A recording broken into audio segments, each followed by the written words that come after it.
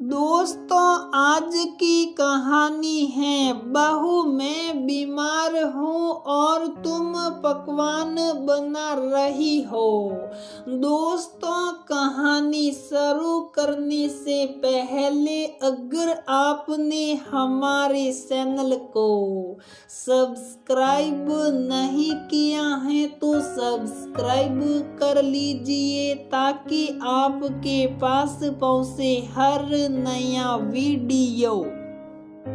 बहू जाने वाला चला गया, उसके पीछे हम तो जा नहीं सकते। ये पेट तो समय पर रोटी मांगता ही है ना। अब बैठकर दुख मनाने से अच्छा है खाना बनाओ, हम सबको भी खिलाओ और खुद भी खाओ। प्रीति की बुआ का बेटा इस साल फैले कोरोना का शिकार हो गया था। डॉक्टर उसे बचा ना सके। कहने को तो प्रीति की बुआ का बेटा था, लेकिन बचपन से साथ खेले कूदे पढ़े लिखे। हम उम्र होने के कारण दोनों की आपस में बनती भी बहुत थी। अभी 2 दिन ही तो हुए थे भाई को गए। प्रीति उदास अपने कमरे में बैठी थी तो उसकी सासू माँ ने आकर उसे दिखावटी तसल्ली दी और खाना बनाने को कहकर बाहर चली गई। प्रीति अपनी बुआ के पास रहना चाहती थी, लेकिन सासू माँ ने मना कर दिया। क्या कुछ दिन खाना कोई और नहीं बना सकता? प्रीति ने सोचा और उठकर रसोई में चली गई।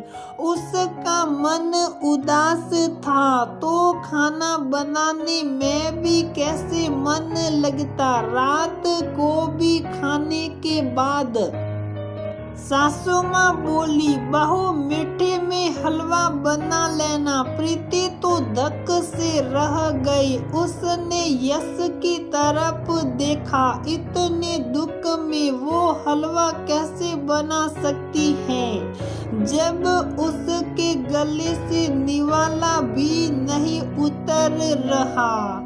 यश बोला, माँ अभी 2 दिन पहले ही उसका भाई चला गया, कुछ तो सोच समझ कर बोलो।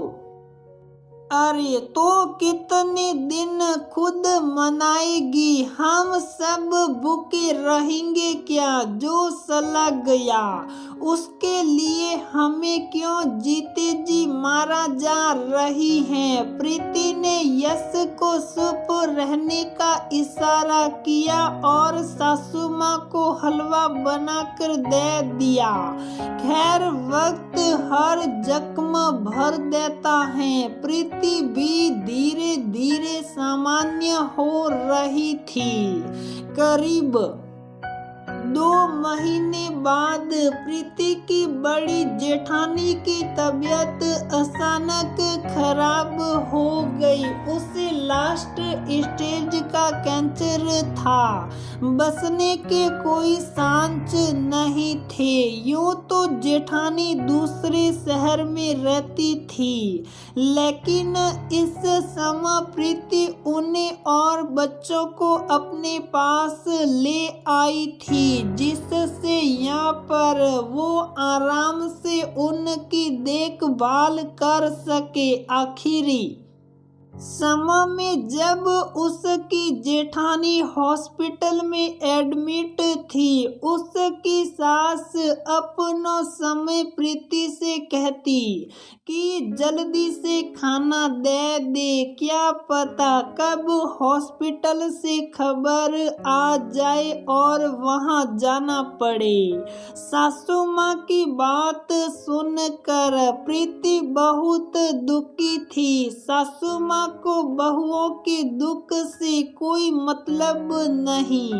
तब तो मेरे मायके की बात थी, अब तो अपने ही घर की बात है, लेकिन उन्हें कहने से कुछ फायदा नहीं था। एक हफ्ते बाद जेठानी दुनिया को अलविदा कह गई। घर में सब दुखी थी, बच्चों का रो रो कर बुरा हाल था।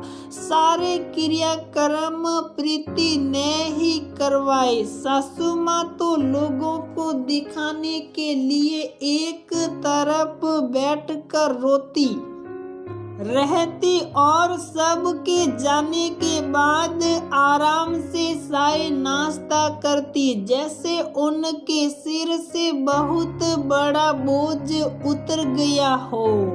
प्रीति और यश उनके इस व्यवहार से बहुत दुखी थे।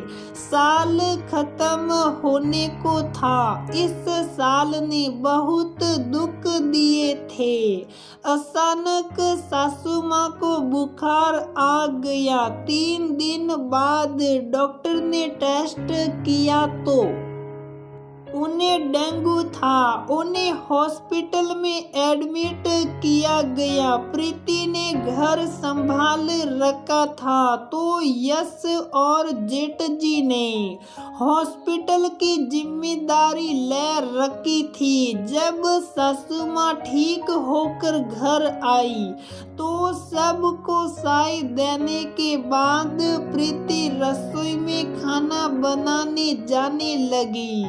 सासू माँ बोली, बहू खाने में खिचड़ी ही बनाना। डॉक्टर ने मुझे खिचड़ी खाने को बोला है तो सब वही खा लेंगे, लेकिन माँ जी यश और बच्चे खिचड़ी नहीं खाते। वैसे भी जेठ जी ने सुबह पनीर की सब्जी बनाने को कहा था तो मैं वही बना रही हूँ। हाय राम, यहाँ सास बीमार पड़ी हैं और बहू को पकवान बनाने की लगी है।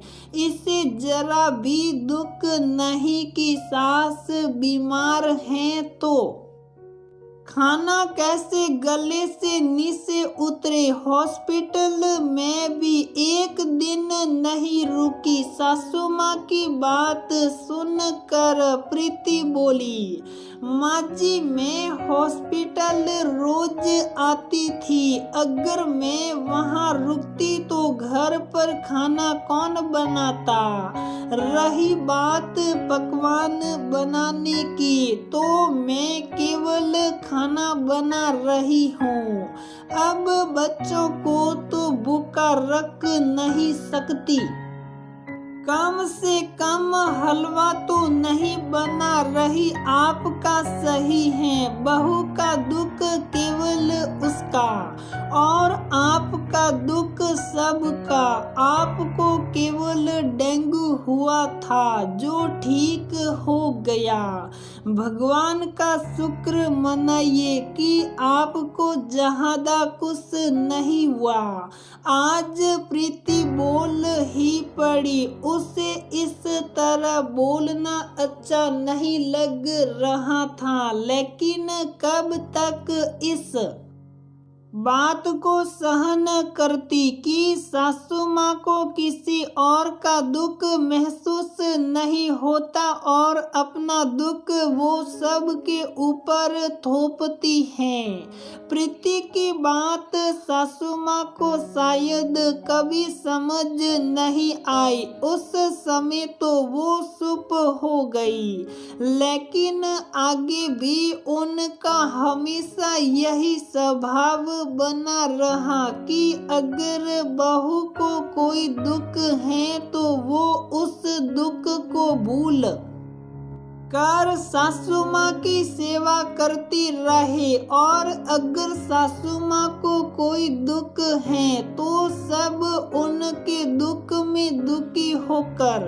उनके पास बैठे रहे। लेकिन प्रीति ने इस बीते हुए साल में ये सीख जरूर ले ली थी कि अब से जो भी उसके दुख में शामिल होगा वो भी उसी के दुख में शामिल होगी, वरना खुद भी किसी और के दुख में शामिल नहीं होगी। दोस्तों, अधिकतर सासू माँ का यही हाल रहता है। मैंने अपनी कहानी में केवल कुछ औरतों की आदत के बारे में लिखा है। किसी की भावनाओं को ठेस पहुंचाने का मेरा कोई इरादा नहीं था।